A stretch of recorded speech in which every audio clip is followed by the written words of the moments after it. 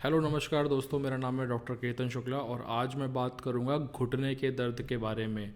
तो अगर आपको या अगर आपकी फैमिली में आपके पिताजी, आपके माताजी या कोई भी आपके चाहने वाले को, आपके रिलेटिव्स को, आपके फ्रेंड्स को अगर घुटनों में दर्द हो रहा है तो उसे वो कैसे कम कर सकते हैं, कैसे ये पहचान सकते हैं कि ये दर्द उन्हें किस कारण से हो रहा है और उन्हें क्या करना चाहिए, क्या उन्हें बेसिक ट्रीटमेंट अपने घर पे लेना चाहिए जिससे कि उनका दर्द कम हो जाए और कैसे वो अपने घुटने को मजबूत कर सकते हैं। तो इस वीडियो में मैंने इन सारी बातों पर डिस्कस करा है, कैसे ठीक करना है, कैसे जानना है कि क्या चीज़ करनी चाहिए, और मैंने इसमें एक्सरसाइज भी शेयर करी है जिससे कि आप अपने घुटने को मजबूत बना सकते हैं। तो इस वीडियो को आप ज़रूर देखें और अगर आपको ये इन्फॉर्मेशन सही लगती है, अच्छी लगती है, पसंद आती है तो आप ज़रूर इस वीडियो को लाइक करें, शेयर करें अपने दोस्तों के साथ, अपनी फैमिली में, और इसको सब्सक्राइब करें मेरे चैनल को। बहुत बहुत धन्यवाद दोस्तों। तो अब चलिए बात करते हैं इस बारे में कि हमें बेसिकली नी पेन क्यों होता है, इसके क्या कारण हो सकते हैं। तो इसके बहुत सारे कारण होते हैं, एक एक डिस्कस करते हैं हम लोग। सबसे पहला कारण तो ये हो सकता है कि आप किसी ऐसे सरफेस पे, ऐसी सड़क पे, ऐसी जगह पे आप चले हैं जहाँ पे रोड जो फ्लैट नहीं थी, ऊबड़ खाबड़ थी, और उस पे चलने की वजह से आपके घुटने पे स्ट्रेस आया हो और इस वजह से आपके घुटने की मसल्स पेन कर रही हो, आपके घुटने में दर्द हो रहा हो। तो इस सिचुएशन में अब आपको कुछ नहीं करना है, आपको बस घर पे जाके सिर्फ रेस्ट करना है और अपने आइस पैक से, अगर आपके घर में आइस पैक है, आइस पैक यानी कि बर्फ़ है, आइस है, कुछ भी है, ठंडी चीज़ से आप सिकाई करिए। सिकाई करने से आपका पेन कम हो जाएगा। अपने घुटने को प्रॉपर रेस्ट दीजिए और वो चीज़ ठीक हो जाएगी। Number one. नंबर टू, अगर आप किसी ऐसी जगह पे हैं जहाँ पे आपको कुछ एक्टिविटी करनी है और उस एक्टिविटी के कारण, या सिंपली अगर एक्टिविटी नहीं भी है, आपको घुटने में चोट लग जाती है, आप गिर जाते हैं या किसी चीज़ से आपको ठोकर लग जाती है, तो उस कंडीशन में आपको घुटने का दर्द हो सकता है। और उस कंडीशन में भी मोस्ट प्रोबेबली आपको, अगर ठोकर लगी है या हल्का फुल्का गिरे हैं तो मसल इंजरी हुई होगी। अगर कुछ ज़्यादा तेज़ी से आपके घुटनों के बल गिरे हैं तो एक चीज़ दिमाग में आती है ऐसे पेन पे कि हमें कहीं फ्रैक्चर तो नहीं हो गया। तो अगर आपको फ्रैक्चर का डाउट लग रहा है तो इस सिचुएशन में आप एक एक्सरे करा सकते हैं, और एक्सरे कराने के बाद एक डॉक्टर से सजेशन लेके आप ये पता कर सकते हैं कि आपको फ्रैक्चर है कि नहीं है। अगर फ्रैक्चर निकलता है तो उसका अपना एक पूरा अलग ट्रीटमेंट है, बट अगर फ्रैक्चर नहीं है, अगेन ये कोई मसल की इंजरी है, तो उसको आप घर पे सिकाई करें और मार्केट से पेन किलर वगैरह डॉक्टर के सजेशन से लेके, जैसे कि एक बहुत ही फेमस पेन किलर है और बहुत ही सेफ़ है एंड इफेक्टिव है जिसका नाम है अल्ट्रासेट, ये स्क्रीन पे आपके आ रहा होगा। तो इस पेन किलर को आप लेके उस पेन को कम कर सकते हैं सिकाई करके, ठंडी सिकाई करके। बट अगर इसके बाद भी आपका वो पेन नहीं जा रहा है, ऑलरेडी आप एक्सरे करा चुके हैं और एक्सरे में आपकी बोन भी डॉक्टर ने बताया कि एकदम परफेक्टली फ़ाइन है और कोई फ्रैक्चर का नामो निशान नहीं है, तो हमारा डाउट जाता है कि कहीं आपको लिगामेंट इंजरी तो नहीं हुई। लिगामेंट इंजरी बहुत ही कॉमन है स्पोर्ट्स प्लेयर में, और आजकल किसी को भी हो सकती है जो स्पोर्ट्स खेलते हैं, या नॉर्मल इंसान को भी हो सकती है कि आपका पैर ट्विस्ट हुआ और आपके नी जॉइंट में लिगामेंट्स होते हैं जो उसे सपोर्ट करते हैं, उस पर स्ट्रेस आ जाता है, वो रप्चर हो जाते हैं। तो इस वजह से इसका जो पेन होता है ये काफ़ी टाइम ले लेता है हील होने में। तो जब आपका सिकाई से और पेन किलर खाने से पेन नहीं जाता है तो ये हमारे चांसेस हो सकते हैं कि आपको लिगामेंट की इंजरी हुई हो, जिसे आप बहुत ही कॉमन सुनते होंगे कि ACL टीयर हो गया। तो इन कंडीशन में आपको अपने लिगामेंट को, अगर इसमें ग्रेड्स होते हैं, ग्रेड 1 टीयर है कि ग्रेड 2 टीयर है, ग्रेड 3 टीयर है, तो डिपेंड अपॉन आप इसके बेसिस पे आप एक MRI करा सकते हैं। MRI कराने पे आपको एकदम क्लियरली हो जाएगा कि आपका जो टीयर है लिगामेंट में वो किस ग्रेड का है, ग्रेड 1 है, ग्रेड 2 है, ग्रेड 3 है। तो हर ग्रेड के अकॉर्डिंग उसका ट्रीटमेंट अलग है, टाइम भी अलग से लगेगा। ग्रेड 1 है तो थोड़ा बहुत है आपका जल्दी हील हो जाएगा, ग्रेड 2 में थोड़ा उससे ज़्यादा टाइम, एंड ग्रेड 3 में कभी कभी सर्जरी भी लोगों की हो जाती है। That is not a very complicated case. So ligament injury के केस में आपको अपने घुटने को प्रॉपर उसमें भी रेस्ट देना है, एक्टिविटी कम करनी है। अगर आपके पास घर पे क्रेप बैंडेज वगैरह है तो उससे आप उसे सपोर्ट दे सकते हैं, या फिर आप नी कैप वगैरह ले सकते हैं, ब्रेसेस वगैरह ट्राई कर सकते हैं ऐसे केसेस में विद डॉक्टर के सजेशन से, एंड उसके प्रॉपर हीलिंग का टाइम दें एंड वो धीरे धीरे हील हो जाएगा। और इसके साथ साथ आप एक्सरसाइज करके उसके सराउंडिंग मसल्स को स्ट्रॉन्ग भी कर सकते हैं। बट सबसे पहला जो आपका फोकस होना चाहिए वो ये है कि आपको अपने घुटने की स्वेलिंग को कम करना है, क्योंकि लिगामेंट टीयर के बाद स्वेलिंग ज़रूर होती है, एंड उसे अगर आप रिड्यूस करेंगे तो हीलिंग आपकी और जल्दी फास्टर और बेटर हो जाएगी। तो आपको अपनी स्वेलिंग रिड्यूस करना है, जिसके लिए आइस पैक बेस्ट है। बर्फ़ से सिकाई करिए, प्रॉपर उसे बांध के रखिए, क्रेप बैंडेज से या नी कैप से उसे सपोर्ट दीजिए, एंड कम से कम एक्टिविटी करिए एंड एक्सरसाइज करिए, जो कि आगे मैं इस वीडियो में शेयर करूँगा। तो ये कुछ कंडीशंस हैं जिसकी वजह से नी पेन हो सकता है। इसके अलावा जो और कंडीशन है वो ये है कि हमारे पास फिजियोथेरेपी में बहुत ही कॉमन पेशेंट्स आते हैं जो कि ओल्ड एज पेशेंट्स होते हैं, जिनकी एज 60+ 70+ होती है।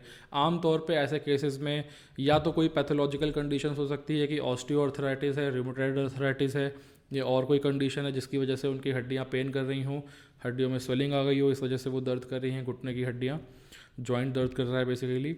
एंड या तो फिर उनको एज की वजह से उनके जो जॉइंट्स हैं वो वीक हो चुके हैं और उन जॉइंट्स के बीच में जो स्पेस कम हो जाती है, जो आप बहुत सुनते होंगे कि इनकी स्पेस कम हो गई है, एक्सरे में इनके जॉइंट की स्पेस कम हो गई है।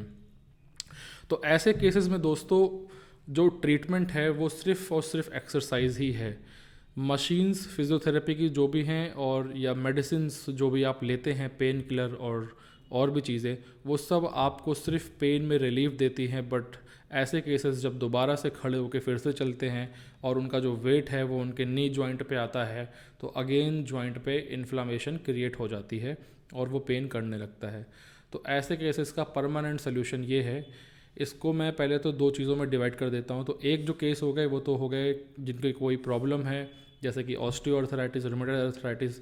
तो इनके केस में इनको हमेशा अपनी स्वेलिंग को कम करते रहना है।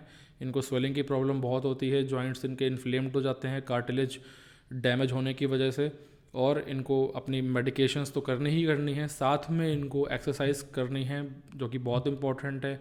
एक्सरसाइज करने से क्या होता है, जैसे कि अगर आपका नी जॉइंट है, आपके बॉडी का सारा वेट उस पर अभी इस समय करेंटली जा रहा है और आपको पेन भी है, बट अगर एक्सरसाइज करके आपने 2-3 मंथ्स में उस जॉइंट की सराउंडिंग मसल्स को, उसके आसपास की मसल्स को अगर आपने मजबूत बना लिया, तो जो आपका बॉडी वेट है वो बोन्स पे जाएगा, बट मसल्स अपने ऊपर कैरी कर लेंगी उसे, जिसकी वजह से आपके जॉइंट्स में कम प्रेशर जाएगा, आप ज़्यादा चल पाओगे और दोबारा से इन्फ्लामेशन या स्वेलिंग क्रिएट नहीं होगी आप ही के बॉडी वेट से, एंड आप इसे इस तरीके से ठीक कर सकते हैं। बट जो एक्सरसाइज मैं आपको इस वीडियो में शेयर करूंगा उसे आपको कंटिन्यू 2-3 महीने करनी है, तभी जाके आपके नी जॉइंट्स मजबूत होंगे। और अगर उसके बाद आप ठीक हो जाते हो तो आपको छोड़नी बिल्कुल भी नहीं है।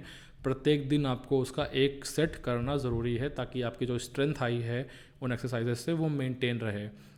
तो ये मैं दोनों पेशेंट्स की बात कर रहा हूँ जिनको कोई पैथोलॉजिकल प्रॉब्लम है, ऑस्टियोआर्थराइटिस या वो अदर देन दैट, या फिर जो ओल्ड एज पेशेंट्स हैं जिनकी कार्टिलेज घिस गई है, ग्रीस ख़त्म हो गई है, लोग कहते हैं जिनकी स्पेस कम हो गई है। तो ऐसे केसेस में आपको सिर्फ एक्सरसाइज ही आपका ज़रिया है जिसके ज़रिए आप ठीक हो सकते हैं। बट अबव ऑल दैट, जितने भी नी पेशेंट्स हैं जिनको भी घुटनों में दर्द है, चाहे वो फ्रैक्चर के कारण हो, चाहे वो लिगामेंट इंजरी हो, चाहे आपको कोई चोट लग गई हो, या फिर आप ओल्ड एज पेशेंट्स हैं जिनकी कार्टिलेज ख़त्म हो गई है, ग्रीस ख़त्म हो गई है, स्पेस कम है, या फिर आपको ऑस्टियोआर्थराइटिस है, रूमेटॉइड आर्थराइटिस है या ऑस्टियोपोरोसिस है, तो आप सब लोग एक्सरसाइज ज़रूर फॉलो करें, क्योंकि यही एक चीज़ है जो आपके जॉइंट्स पे, जहाँ पे आपको पेन है, उस पर कम प्रेशर देगी और आपकी मसल्स को मजबूत कर देगी। तो आपकी मसल्स ज़्यादा काम करेंगी और आपके जॉइंट्स पे कम वेट आएगा। तो इस तरीके से आप अपने नी जॉइंट्स को बहुत ही अच्छा एंड अच्छे तरीके से मैनेज कर सकते हैं। होपफुली आपको सारी इन्फॉर्मेशन समझ में आ गई होगी, और अब कभी भी आपको कोई पेशेंट या कोई आपका रिलेटिव या पिताजी या माताजी अगर आपको दिखेंगे, तो आप सबसे पहले इन चीज़ों पे विचार करेंगे कि इनको प्रॉब्ली क्या हो सकता है। उसके अकॉर्डिंग आप राइट टेस्ट कराएंगे कि एक्सरे कराना है कि एमआरआई कराना है कि कुछ नहीं कराना है, सिंपली घर पे मैनेज हो जाएगा। ये सब मैंने आपको शेयर कर दिया है। अब मैं आपसे शेयर करता हूँ ये वीडियो, जिसमें आप देखेंगे कि नी की एक्सरसाइज वो कौन सी हैं जिससे आपका घुटना आने वाले 2-3 महीनों में मजबूत हो जाएगा। तो कृपया इस वीडियो को ज़रूर देखें। तो दोस्तों, आइसोमेट्रिक नी एक्सरसाइज के लिए आपको क्या करना है, इस तरीके से बेड में फ्लैट लेट जाना है और अपने नी के नीचे, अपने घुटने के नीचे इस तरह का एक टॉवल का रोल रख लेना है, और उसको रखने के बाद आपको अपने घुटने से उस टॉवल के रोल को दबाना है। दबाइए और दबा के आप 5 सेकंड तक होल्ड करिए या 5 काउंट कर लीजिए, ठीक है। और उसके बाद फिर छोड़ दीजिए, फिर से दबाइए, 5 सेकंड तक काउंट करिए, 1 2 3 4 5, फिर छोड़ दीजिए। सेम इसी तरीके से ये आपको 10 टाइम्स करना है और 5 सेकंड्स तक होल्ड करना है दबा के। और सेम ये टॉवल का रोल निकाल के आप दूसरे घुटने के नीचे इसको रख सकते हैं।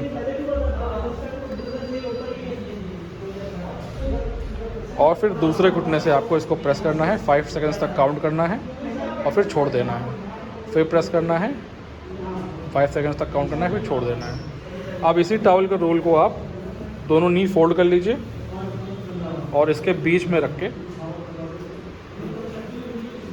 इसको आप दबाइए।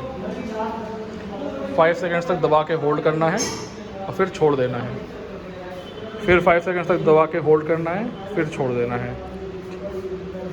जब आप नीचे की तरफ नी को प्रेस करते हैं तो उससे आपकी नी के जो बैक की मसल्स हैं वो स्ट्रांग होती हैं। जब आप साइड में टॉवल का रोल रख के इसको प्रेस करते हैं तो उससे आपकी जो अंदर की मसल्स हैं वो स्ट्रांग होती हैं। अब इसके बाद आपको पेट के बल लेट जाना है।